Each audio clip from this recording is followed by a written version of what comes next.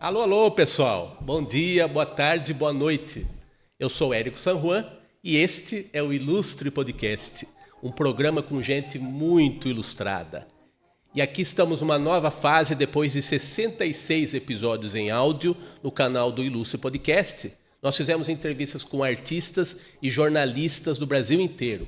E agora, nessa nova fase, a gente conta com a parceria, com o apoio da Rádio Metropolitana de Piracicaba. Os nossos novos episódios desta novíssima fase estão no canal da Rádio Metropolitana de Piracicaba e também vão estar no canal do Ilustre Podcast.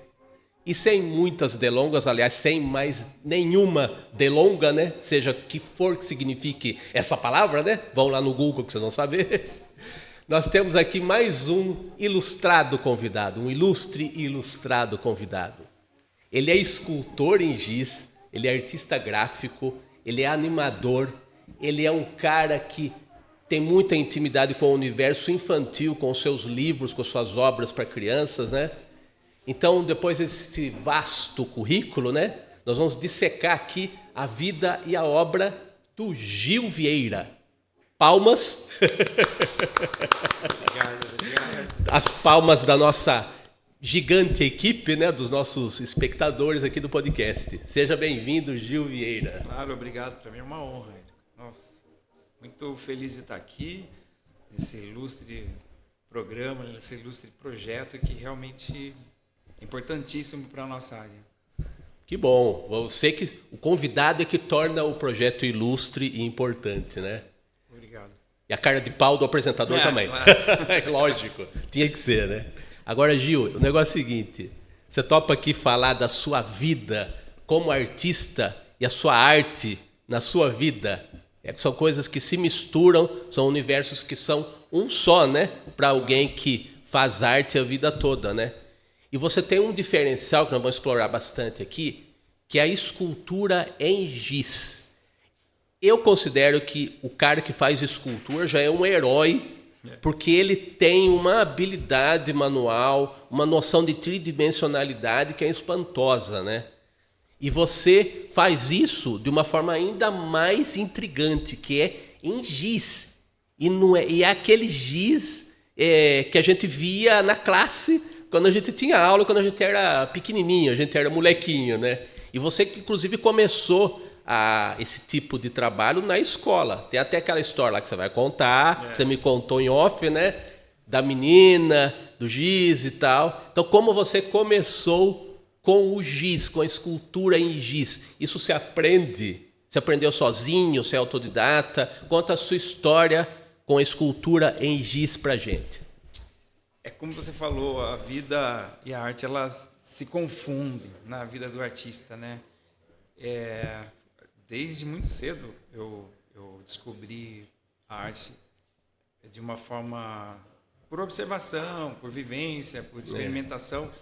E a gente, quando é criança, a imaginação ela é voa, intensa, né? Ela vai longe, né? E a gente precisa ir para a escola. Estudei bastante, não tenho preguiça não, mas não é fácil acordar cedo para ir para a escola. É um ambiente legal até certo ponto, né? Eu não vou arrumar briga com os professores. Não façam isso em casa, tá tudo bem. Mas brincadeiras à parte, foi na escola, né? É na escola que a gente aprende tudo. Inclusive, esse contato com a arte de uma forma ali terceirizada, com o giz. Eu estudei em escola pública, né, no início da minha vida acadêmica e não sei se você lembra disso, quando a gente era criança, a gente não tinha essa abundância de giz, giz, caixa para comprar baratinho. Não, na escola pública era giz branco e era toco de giz que a gente tinha acesso nos intervalos. A professora, durante o intervalo, deixava alguns tocos de giz, a criançada toda corria para a lousa para riscar, para fazer de tudo lá. E aproveitando o intervalo, perdão pela interrupção, já vão colocar uma imagem aqui das suas esculturas em giz, né? A gente vai começar a ilustrar suas palavras com as imagens que você produziu, né, ao longo da vida. Sim. Temos aqui o giz, algumas amostras aqui do seu trabalho de giz. E voltamos aqui para a sua origem, né? Os toquinhos de giz, né? Os toquinhos de giz da escola, né? Eu era um toquinho, e os giz também um toquinho. A gente começou cedo nisso. quando nessas oportunidades de ir para a lousa, eu disputava os toquinhos de giz, porque eu catava alguns, levava para casa e trabalhava algumas coisas. No começo era com... A base do trabalho é uma ponta e uma lâmina. Então eu tinha em mãos na época a ponta do compasso e a lâmina do estilete, de apontar o lápis, que na época a gente não tinha muitas lapiseiras, estava apontar o lápis mesmo. E nessa situação eu desenvolvia vários temas, né, do cotidiano ali, do meu mini universo, e ia fazendo objetos, coisas, pessoas também, alguns professores, eu tentava umas caricaturas e tal. Caricatura em giz? Em giz. E você mostrava para eles ou não? Sim, E o que eles falavam? Que assim, a pessoa experimenta coisas na vida, o artista, digo, as pessoas artistas, elas experimentam coisas. E é muito sério isso, porque a expectativa nossa é de aceitação, para poder saber se aquilo é ou não relevante. Então, quando o artista apresenta algo para a gente olha para aquilo e fala, que legal. Essas palavras, cara, elas impulsionam o cara a ser muita coisa. E ditas no momento certo, né? Exato. Isso daí te leva pro resto da vida, sim, né? Porque senão fala, tira essa porcaria daqui. Ou um filho que mostra pro pai um desenho, o pai, tá bom, filho, não dá o devido valor, ele até abandona, ele deixa de ser um cartunista famoso. Sabe? Então, ou escultor em giz. Então, mas eu acho assim que essa questão do giz foi assim, eu mostrava e a aceitação das pessoas pelo meu trabalho ali, até um tanto tímido, me fizeram acreditar e ter fé em desenvolver isso. E não só desenvolver as esculturas, mas ter algo maior para elas, que é um lugar, que é o que eu sempre chamei de Museu do Giz, que eu tinha essa ideia desde criança, que é ter um lugar onde você tivesse tudo sobre o giz através de esculturas. Quando você fez os primeiros trabalhos em giz, você tinha, digamos, lá um lugarzinho em casa que representasse esse desejo de você ampliar isso para um espaço físico maior e tal. Em casa você tinha lá o seu memorial, o seu museuzinho do giz particular? Tinha. São fases, tá? Uma época eu pude ter, outra época eu tive que me desfazer. Porque eu conto nessa fase mais adulta, onde eu vim aqui estudar, né, na cidade de Piracicaba, eu tive que vender para pagar aluguel, para pagar parte da faculdade e tal. Então, eram peças assim que eu tinha um valor, lógico, bem menor do que eu gostaria, mas eu conseguia vender e conseguia fazer um trabalho com aquilo. Mas, assim, essa história de ter um lugar sagrado ali, que você olha para ele... É muito legal a escultura, quando você vê uma só é legal, quando você vê várias juntas é mágico, para mim. Eu gosto do que eu faço e eu acho muito legal, pronto. E, às vezes eu falo, cara, eu me distancio tanto depois de feito, eu falo, cara, não acredito que eu fiz. É muito legal. Parece outra pessoa que fez, né? Você consegue achar um encanto, né? Eu me encanto com aquilo novamente, porque na hora de fazer, você tem um ângulo, uma experiência com a peça. Quando você é um espectador, ela tem outra dimensão, ela tem outro significado muito legal. Qual foi a sua primeira exposição de giz, de escultura em giz, que você considera que você se apresentou ao mundo com essa habilidade, com essa sua arte aí, num suporte, né, para falar uma palavra de hoje em dia, né, um suporte diferenciado, né, e minúsculo, né? Muito. E sensível demais. Sensível eu falo que eu não coloco força, eu tiro força para fazer, senão você quebra. Aí tem histórias e histórias. Tem as questões da porosidade e tal. Mas a primeira exposição que eu fiz, que eu consegui acumular um certo número de peças, foram 100 peças, foi demorado, eu fiz um... Em que período você fez essas peças aí, você se lembra? Eu estudava, na época eu só estudava, eu estudava e trabalhava no shopping num período. Eu tinha um gap aí de 4 horas, 5 horas, que era sempre à noite. Então, eu me determinei a fazer uma escultura por dia, mais ou menos. Que ano? Você lembra os anos, assim? Essa exposição foi em 91. Essa exposição de giz, que era Expo Gil de Arquitetura em Giz. Complicado. Olha, arquitetura em giz, é muito adequado, né? Por que arquitetura? Porque o meu forte, assim, de experiência ali, eu não sei, acho que cada artista tem o seu viés. O meu, dentro do giz, eram as casas. Cara, eu amo esculpir casa. Eu trabalhei uma época até com design desenho arquitetônico, como desenhista arquitetônico na época do vegetal, raspar com gilete, aquela coisa. Eu trabalhei, eu era encantado pelas formas e tal. Isso me motivou também a fazer bastante casas aí, casas com janelas abertas, carro na garagem. E cidades, a Gisópolis. Gisópolis. Exato, fiz edifícios legais, todas as sacadinhas, piscina em cima. Então, aí meu viés um tempão foram as casas. E nessa exposição, como eu era chamado Exposivo de Arquitetura em Giz, tinha muita casa, muito prédio e tal, e tinha coisas inusitadas. Então, o vaso sanitário sempre me seguiu, sempre eu achei uma coisa cômica, engraçada, você fazer ali e no giz, né? Uma coisa cotidiana também. E todas as coisas que eu me encanto, assim, eu olho e falo, potencialmente aquilo no giz ficaria legal. E tudo que me desafia também. Porque o giz ele é desafiador, assim, por conta da fragilidade e tudo mais.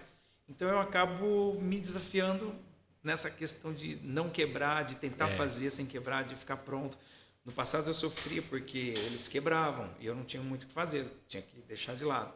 Então a técnica vai sendo aprimorada com spray de verniz fosco que você, depois de terminado sempre, né, porque não dá para esculpir depois, terminou na hora, eu corro lá e umas 3 vezes ufa, né? É uma assistência técnica o tempo todo. Para não perder, porque depois de pronto, a umidade do ar, uma batida, alguma coisa pode... Então... Tudo contra, né? A permanência da integridade de cada trabalho, né? Sim, eu acho interessante, assim, me vem uma coisa assim com relação à vida. Nós somos muito frágeis, muito frágeis. Nós somos de carne e osso ali. O nosso organismo é muito frágil. A gente sua, a gente sangra. A gente sangra, exato. Então é como se fosse uma lagartixa no chão a qualquer momento pode pisar e morreu. Então eu vejo o giz, a relação do giz com a vida. A qualquer momento você está fazendo, ele pode quebrar, mas a beleza da escultura chegar nesse ponto não é nem a forma, a estrutura, né, visual dela, mas o que ela se tornou ali sem quebrar, quer dizer, ela sobreviveu. Ela chegou inteira no final do período de disposição. A forma está lá, mas ela passou por coisas assim, e não só a lapidação, mas ela sobreviveu, ela não quebrou. Que legal. E a exposição, ela foi trampolim para você ser procurado pela produção do Jô? Ou teve ainda um caminho dentro desse tipo de trabalho para chegar a esse convite? Como é que o pessoal ficou sabendo aí do seu trabalho em giz? Eu vou contar. A questão mais interessante é que eles não me convidaram. Olha você só se convidou? Eu me convidei. Não, isso funciona. Na verdade, eu não me convidei. Eu invadi. Olha. Por quê? Na época...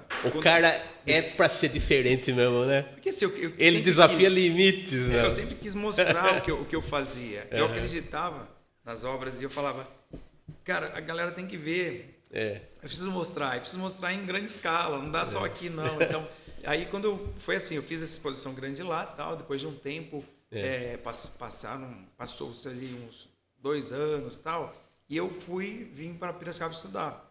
Quando eu vim estudar, em que ano? Quando eu vim para cá foi em 96. 96. Então, de 91... Esse começo aí é década de 90, né? 90. 1990 para diante. Quando eu levei mais a sério. Antes eu fazia muito, presenteava. E aí, essa história dessa exposição foi muito legal. O pessoal falava, nossa, que legal, você tem que ser cirurgião. Do shopping. Do shopping. Tem que ser cirurgião, tem que ser isso, tem que ser aquilo e tal. Eu acabei fazendo 2 anos de educação física em Presidente Prudente, desisti para fazer o meu sonho, que é publicidade.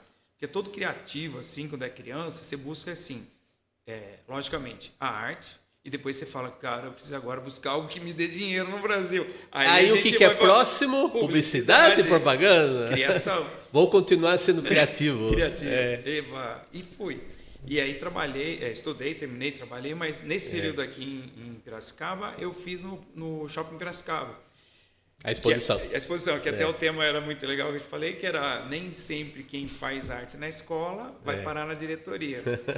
Que é bem isso, a minha vida foi escolar, com o giz no início, depois na Unimep mesmo, eu esculpi bastante também, né? Aí já tinha essa característica de venda, né? Venda e também algumas exposiçõezinhas que eu fiz também, uns projetos dentro da própria universidade para angariar absorvente, né? Nem sempre livre. A gente fazia umas coisas assim. Então, várias questões. E com isso, essa exposição aqui foi uma vitrine, de certa forma. A ponto de falar, muita gente, vai mostrar para o Jô isso aí, vai mostrar para o Jô pilhar. Isso num tempo saliente, a gente é bom destacar, porque a molecada de 20 anos para baixo acha que não existia mundo sem internet. Nós somos de um mundo em que não existia internet. Exatamente. Isso fazia muita diferença, né? Então é aquela coisa do trabalho. A internet, claro, que dá trabalho também. E graças a ela a gente está aqui conversando num espaço diferenciado, né?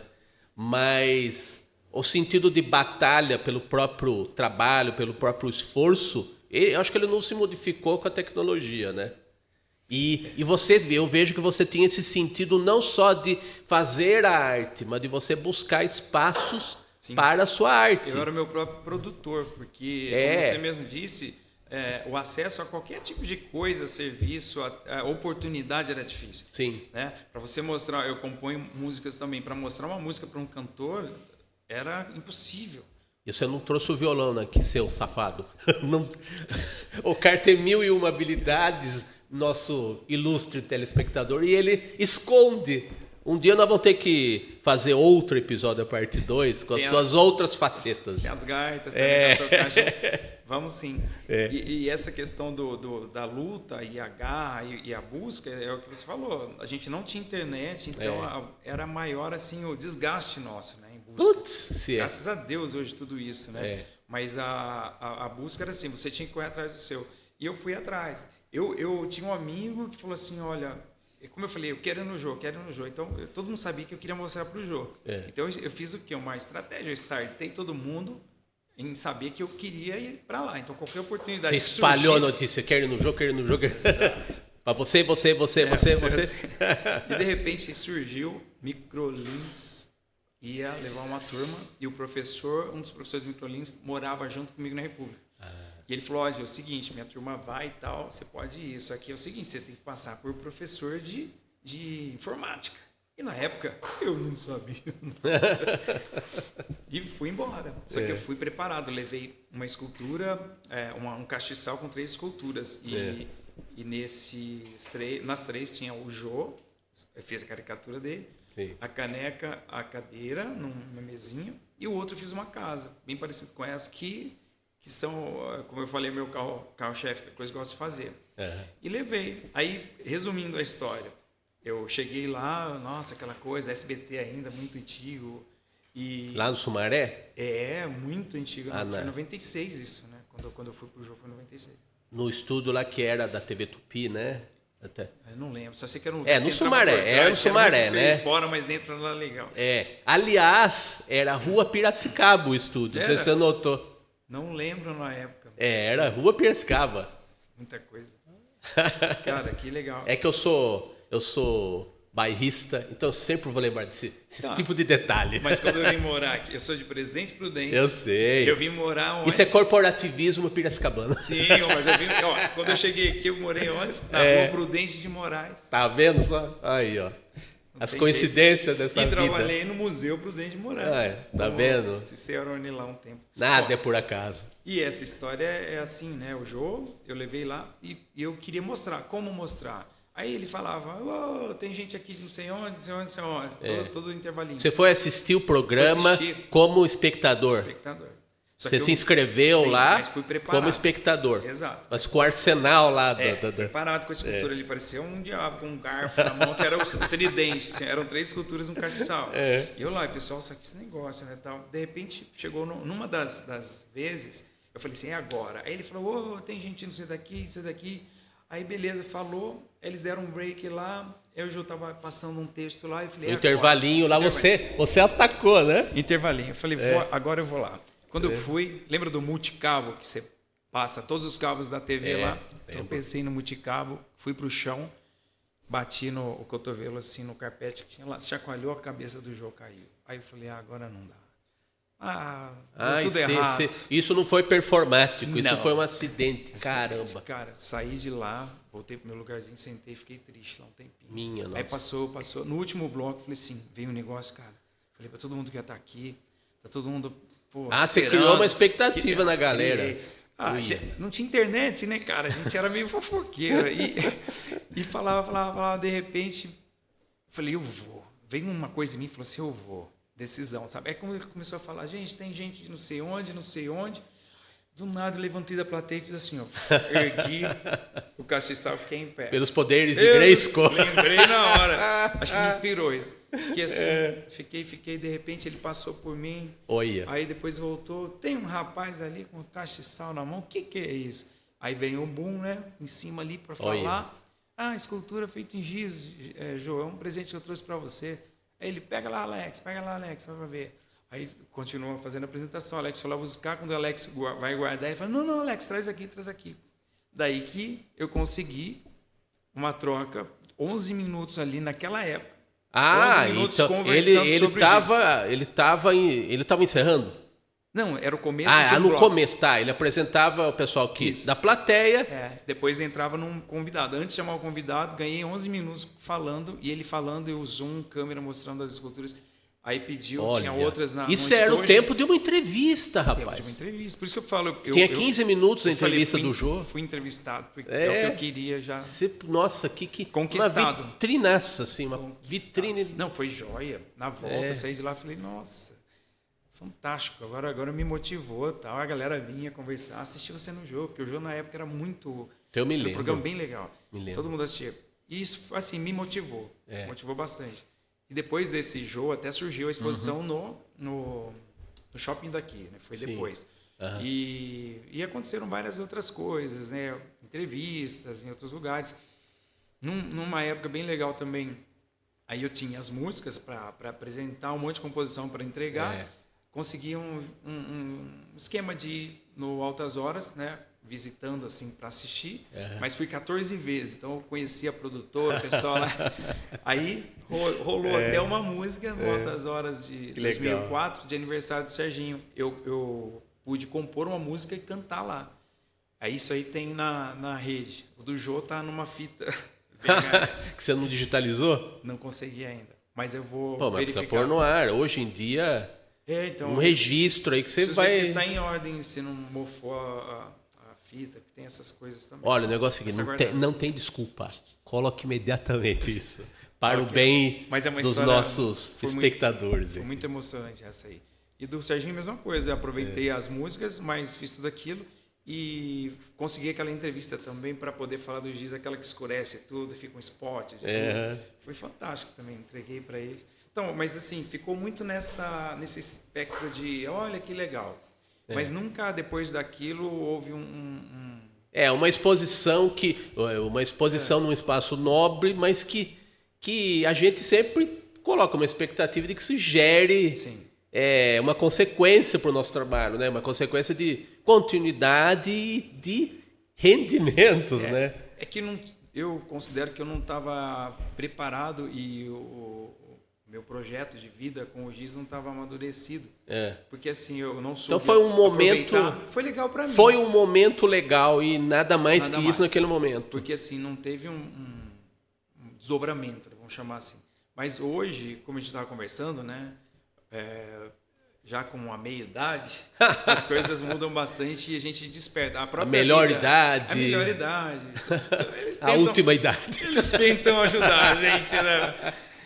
Então me diga uma coisa, você teve esse momento aí que foi muito legal e esse ano, 2023, você está retomando essa trajetória de uma maneira muito especial, que no Salão Internacional de Humor de Piracicaba, na 50ª edição, foi instituída uma categoria competitiva que tem as tradicionais, caricatura, tirinha, cartoon, charge, e foi instituída a categoria de escultura. E nessa categoria você se inscreveu e você foi selecionado com uma escultura em giz. E é uma retomada dessa sua trajetória com esse tipo de trabalho tão marcante, tão personalizado, né? Então, que a escultura, em geral, ela não é relacionada a isso, de fato. Então, ainda hoje, depois de tantos anos, é um diferencial não só seu, mas é um diferencial de muita gente gostaria de ter. Então, conta da sua resolução aí, da sua iniciativa em se inscrever para essa edição do salão que vai entrar para a história, né? Que é a 50ª edição. Todo mundo aqui da nossa área de demográfica gostaria de participar, né? E você conseguiu. Então conta a história desse trabalho, dessa iniciativa de se inscrever no salão como escultura em giz. Pô, legal. É um momento especial e a situação foi muito inusitada, porque eu sempre quis participar do Salão de Humor, me envolvi no Salão de Humor como um ajudante, né? O professor Camilo Riani, com o Salão Universitário. Sim. Eu era encantado, eu vivia assim, dentro daquela Unimep, assim, desenhos, ele me proporcionou uma oportunidade. O Salão Universitário de Humor fantástica. da Unimep, né? Universidade Metodista Piracicaba, porque não conhece, ele funcionou durante muitos anos e era uma espécie de laboratório, era considerado até pelos artistas uma espécie de laboratório é uma escola para você entrar no Salão Internacional de Humor de Piracicaba. Exato, né? Uma categoria uma de preparação, base. exatamente. É fantástico. Então você viveu muito isso na Unimep, no Salão de Humor da Unimep, e aí a gente parte para esse trabalho em giz, pro salãozão, digamos assim. E eu né? sempre me via, desde lá na época, eu colaborava e tal, mas eu sempre me via um pouco out daquilo tudo. Por quê? Não tinha uma aplicação, não era uma questão gráfica ali, era tridimensional, não tinha categoria, nem se pensava em olhar porque o para uma humor gráfico escultura. era, pelo menos até há pouco tempo, pelo menos na nossa geração, né? Sim. Era uma coisa muito relacionada ao meio impresso, Era que é papel. jornal, revista, Exato. né? Então, o tridimensional, talvez ele nem fosse nem bem compreendido e menos ainda aceito, né? Como uma categoria válida dentro do humor gráfico, né? Eu acredito que pela questão da cena em si, você construir uma cena 2D gráfica ali é muito mais coerente para o entendimento do espectador que vai entender o trabalho ali, o projeto, a piada. Agora, já uma escultura, se você colocar ela para, poxa, que é isso? Agora, com uma caricatura, talvez, ou algum elemento, acho que torna-se um pouco mais difícil, né, você passar. E pode ser uma questão estrutural do lugar que está expondo também.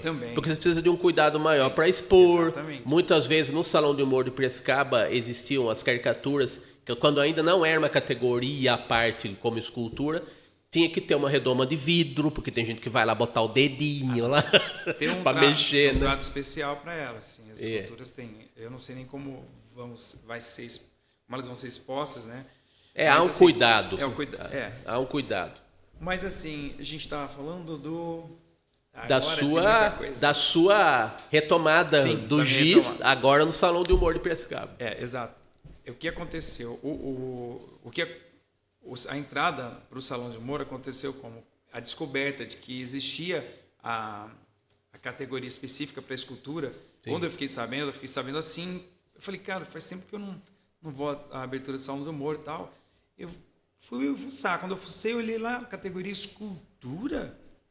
Vem uma coisa assim, eu falei, cara, eu preciso. Aí falava, 50 anos do salão. Mais outra, eu preciso, porque eu tenho 49. Eu vou fazer 50 ano que vem, mas o salão tem a minha idade, só que o salão não ficou um tempinho na barriga da mamãe, então já passou na frente.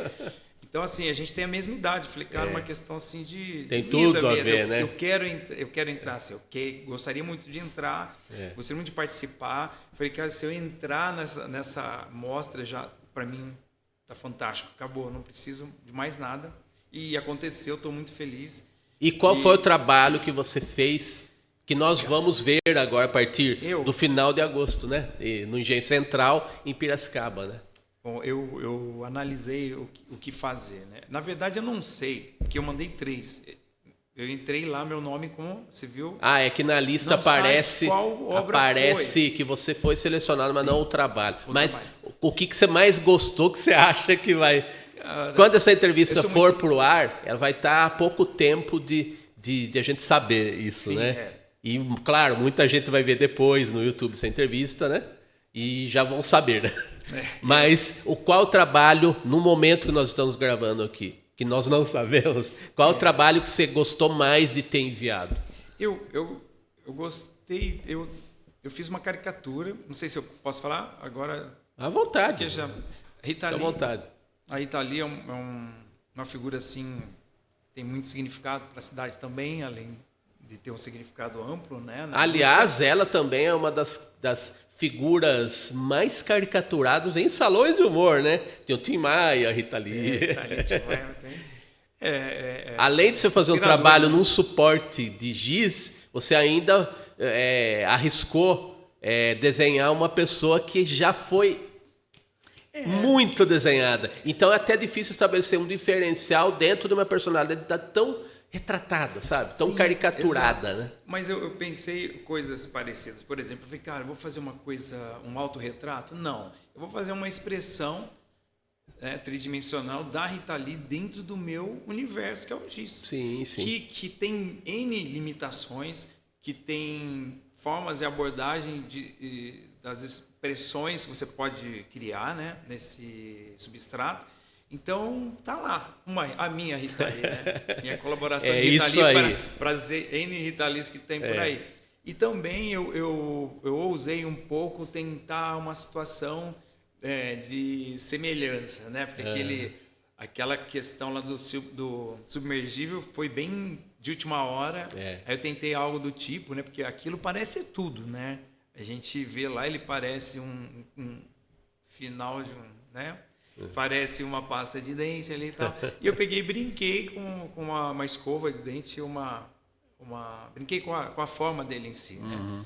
Que gerasse várias coisas. Porque assim, a palavra com M, toda a situação foi né? A gente sabe que foi.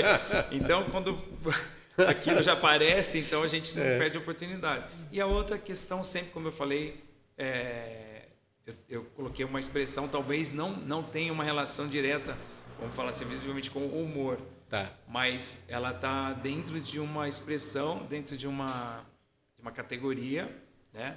Que tem uma casa. Aí é um pouco a interpretação, né? Que bom. Logo saberemos, então, qual das esculturas em giz que entrou. Marca a sua entrada nesse universo do humor gráfico num ano muito expressivo aqui pro Salão de Humor, né? Entrar para essa história de alguma forma é maravilhoso, delícia, né? Bom. Eu sou muito realizado assim com isso. Que bom. Porque eu vivi essa história, né? O salão, eu não sou daqui, não fiquei os 50 anos convivendo com o salão, mas... Eu acho que até o fato de você não ser daqui, talvez você empreste um tipo de valorização.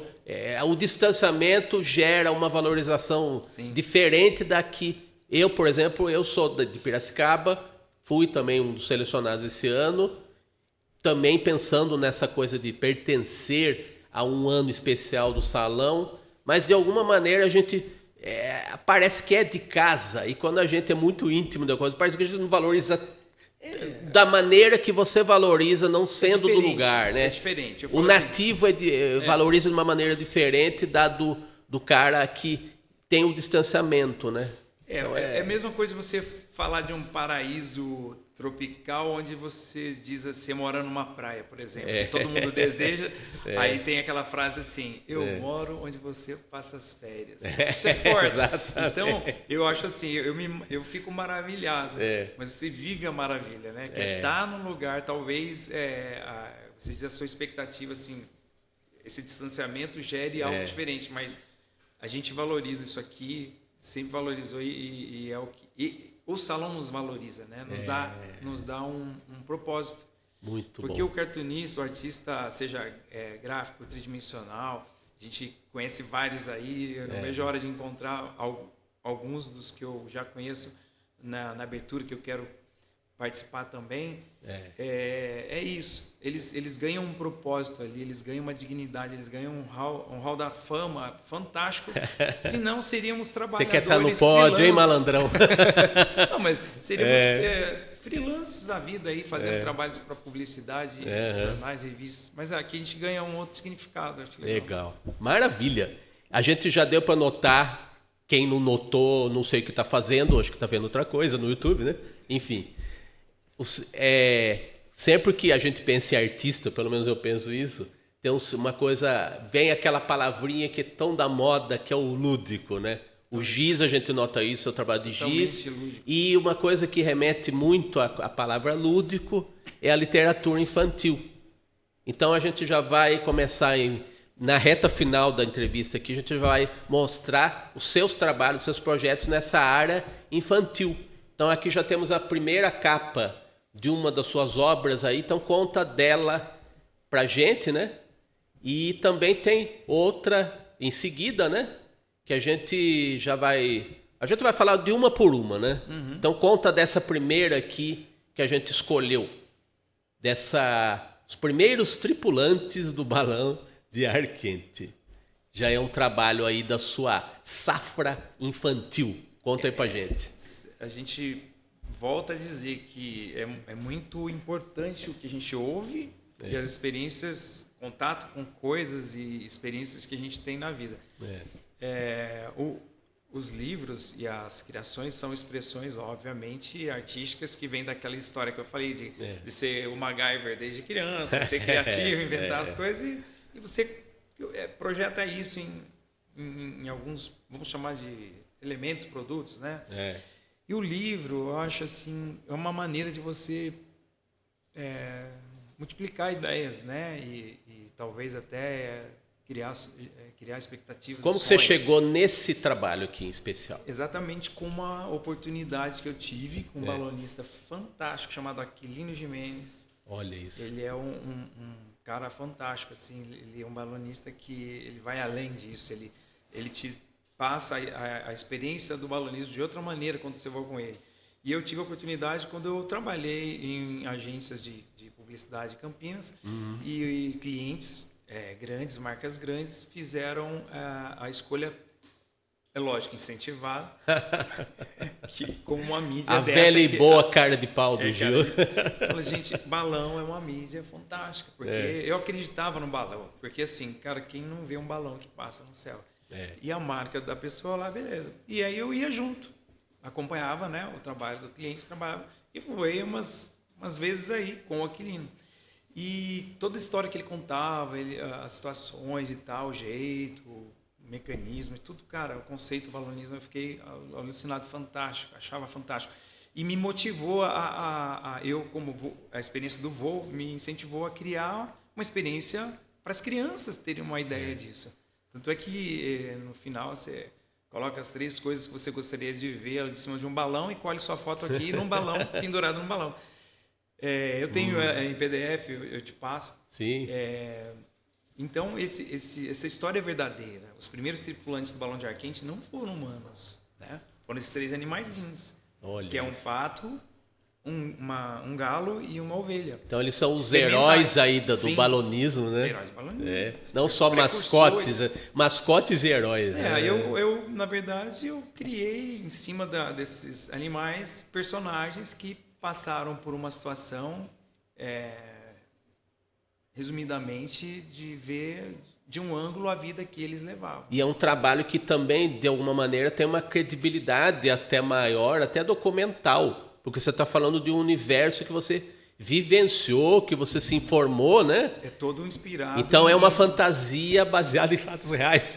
Exato. Histórias reais. Tecnicamente falando, é coerente. Então, no final, e é todo feito com rimas, né? Eu gosto muito de rimas. E são textos pequenos em cada página que é para você ir querendo a outra página e vivenciando as aventuras deles com as cenas que a gente cria, né? E tal. E ficou bem interessante, assim, para quem quer ter a experiência do balonismo. Que beleza. Quem lê, a criança que lê, com certeza vai ter uma curiosidade de querer voar um dia, porque é um voo muito seguro. O primeiro voo, a primeira viagem aí é a das letras, né? É a das imagens. E de imagem em imagem passamos para a seguinte, né? Que é o seu outro projeto infantil. Vai lá, Danilo. Tem a nossa outra imagem do nosso outro livro aqui. Sensacional isso aqui. O sapo drone. Explica essa cara de sapeca desse sapo aqui. Cara, eu volto naquele ponto de que... Sapeca é muito antigo. Sapo sapeca. Saltitante. É um sapo bem supimpa esse, bem antigo. Eu tive uma experiência com o drone. Eu sempre gostei de altura, de voar. Quando eu era criança, tinha acesso ao telhado da minha casa através de uma árvore. Tinha acesso. Você que se dava o acesso. Não né? façam isso em casa. Eu me dava o luxo do acesso a uma grevilha. Que menino sapeca, meu Deus. Sapeca. Tá vendo de onde vem? E eu subia e tinha esses momentos com Deus, com a natureza, com o céu, com tudo lá, vendo. Eu gostava de ver de cima, sempre gostei de olhar por cima. Sabe aquela coisa meio profeta? Eu gostava de ver por cima. E eu sempre gostei do balão, de aviação, de tudo. E o drone, ele veio com a tecnologia, lógico. Sim. Né? Como a gente falou da internet, a gente veio da época de uma televisão de tubo, a gente viu tudo isso transformar nisso hoje. É forte pra gente, a gente aguenta bem. Os cabelos que não, mas a gente aguenta bem. E a gente... cabelo é de menos, né? Realmente é de menos. De menos mesmo, literalmente. E o Sapo Drone veio da minha experiência com o drone. Eu ganhei eu tinha um drone, que era um drone que não era profissional, e eu fiquei fascinado. Voava, eu via as coisas lá de cima, aquela história, e fiquei fascinado. Aí, numa dessas aí, num concurso que se faz pela internet, aí eu ganhei um drone profissional. Até montei uma empresinha com o drone para fazer voos e tal. Mas essa experiência com o drone me leva sempre, tudo que eu faço na vida mais séria, me joga pro lúdico. E eu falo, cara, imagine só o drone, né? E eu pensei num sapo na lagoa. E aí meu filhinho, o Davi de 8 anos, que eu tenho o Miguel de 13 e o Davi de 8. E ele gosta muito de desenhar, ele cria layouts complexos, ele tem personagens, tem coisa assim, ele fica observando eu trabalhar lá, que eu tenho um estúdio dentro da minha casa, e ele faz também, pega a teiba, a caneta, desenha. E ele falei, Davi, vai fazer um outro livro, o que você sugere aí? Cara, sei, um sapo, sei lá, um sapo. E o sapo drone, o sapo drone, quando ele falou, eu falei, cara, tudo isso, porque ele vê o universo, ele vê os drones, ele vê o desenho, ele junta as coisas, ele falou, sapo drone, pai, vamos fazer sapo. Falei, sapo drone, isso. Aí eu pilhei. Eu falei, como que ele voaria, tal, as florzinhas esfregando na mão fariam as hélices. E por que ele quer voar? Então, sempre os livros, eles partem assim de uma necessidade, de uma curiosidade, de uma busca, de uma jornada por algo que não é a realidade que se vive. Sim. E você quer, de repente, vislumbrar uma outra realidade, achando que talvez lá você tenha um propósito, se esquecendo do seu propósito, de onde você está. Então, todos os livros meus são baseados nisso. E tem um outro, que é da Eva Angélica, que é uma lagartixa, também criada aqui em Piracicaba, que conta a mesma história. Então, é aquela história que você sai do seu ponto, você dá uma volta ao mundo e volta nele consistente, ou seja, conformado e assim, acreditado que aquilo realmente é onde você devia estar e é o seu lugar. Porque a gente tem um propósito, eu acredito, e a gente cai, né, nesse ponto, né, da Terra, do universo, que é onde você tem que estar. E a gente olha muito em volta, né? A gente tem essa questão, e se? Como seria se? Por que eu não?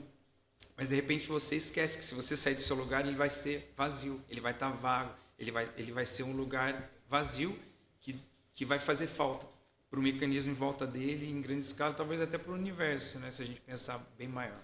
Nossa, para um cara que lida com um universo tão lúdico, né? A filosofia tem o seu lugar também. É a filosofia da vida, né?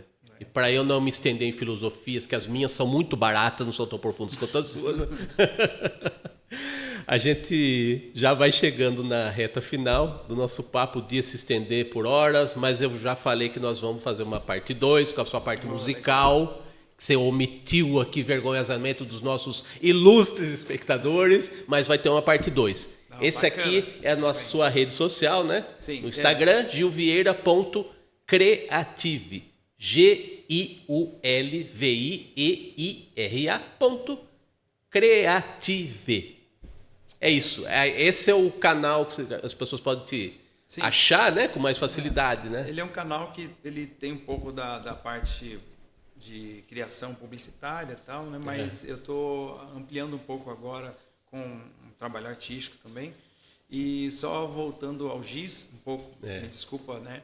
da Não, aí a gente dá o fecho de ouro do papo aqui. Porque o GIS, eu estou num momento muito importante da minha vida e feliz, né? Que bom. Exclusivamente aqui nesse momento, para mim, é importante, né? Para mim é uma honra estar aqui falando do meu trabalho numa época dessa, numa cidade dessa. Eu estou, assim, realizado. E rever um velho amigo. Que legal. Isso é muito legal.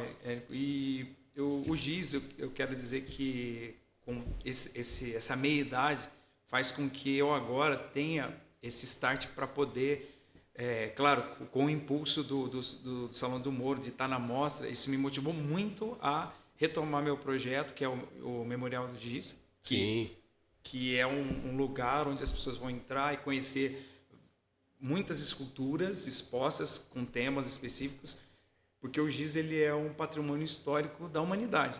E até consegui fazer um MBA em negócios da sustentabilidade, minha tese final foi o GIS como patrimônio histórico da humanidade. E eu tenho material teórico para se trabalhar também. E eu quero que exista esse lugar onde as pessoas vão conhecer o GIS em todos os seus aspectos, não só como arte esculpida, mas como... Lembra que você alinhava o pneu do carro com o giz? Sim. Se alguém morria, você passava o giz em volta da pessoa. Você quer fazer a barata não andar, põe o giz em volta dela. Então, muitas aplicações e todas elas estarão nesse lugar chamado Memorial do Giz, que eu quero desenvolver. Obviamente, se tiver pessoas interessadas em parcerias, né? Claro, cidades, espaços, né? Quem sabe? Muito bom. Esse é o legado do GIS, ou melhor, do Gil Vieira. Você poderia chamar Giz Vieira, que você estaria no seu universo, a gente se identifica você com muita facilidade com o seu legado. Você descreveu o seu legado e eu fico feliz de ter conversado com você e passado esse legado para os nossos ilustres espectadores do Ilustre Podcast. A gente já está no nosso segundo episódio da nossa nova fase em vídeo, onde os entrevistados mostram a sua cara, literalmente, né? E estamos te convidando, o nosso espectador, para o nosso próximo encontro, nosso próximo episódio. Estamos todas as quintas-feiras, às 20h, no YouTube da Rádio Metropolitana de Piracicaba, nossa parceira aqui nessa nova fase do Ilustre Podcast, e também esses episódios vão estar no canal do YouTube do Ilustre Podcast. Então a gente te aguarda na próxima semana, na próxima quinta-feira, às 20h. Até lá!